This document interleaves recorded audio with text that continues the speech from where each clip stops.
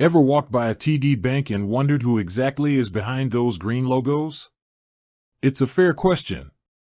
We see these branches popping up all over the place, a seemingly constant presence in our neighborhoods and cities.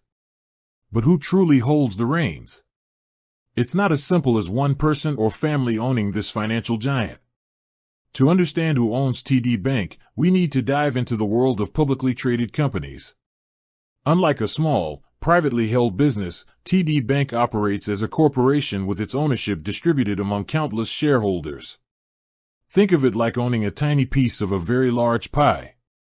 So, who are these shareholders? They range from massive institutional investors like pension funds, mutual funds, and insurance companies, essentially managing money on behalf of large groups of people, to individual investors like you and me who buy shares of the company on the stock market. The largest ownership stakes are typically held by these institutional investors. Companies like BlackRock, Vanguard, and State Street often appear on the list of top shareholders in major corporations, and TD Bank is no exception. These firms manage trillions of dollars, and their investment decisions can significantly influence a company's stock price. However, it's crucial to remember that even the largest institutional shareholders don't have absolute control.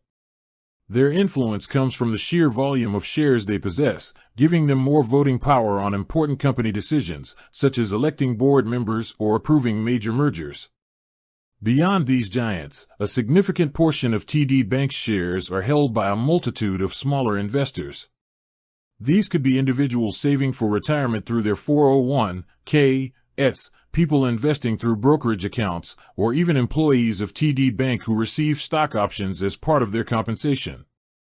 Each of these shareholders, no matter how small their stake, technically owns a part of the company. It's also worth noting that TD Bank has a strong Canadian heritage. While it operates extensively in the United States, its parent company, Toronto-Dominion Bank, is based in Toronto, Canada, and is one of the largest banks in Canada. This means that a significant portion of the institutional and individual shareholders are likely based in Canada.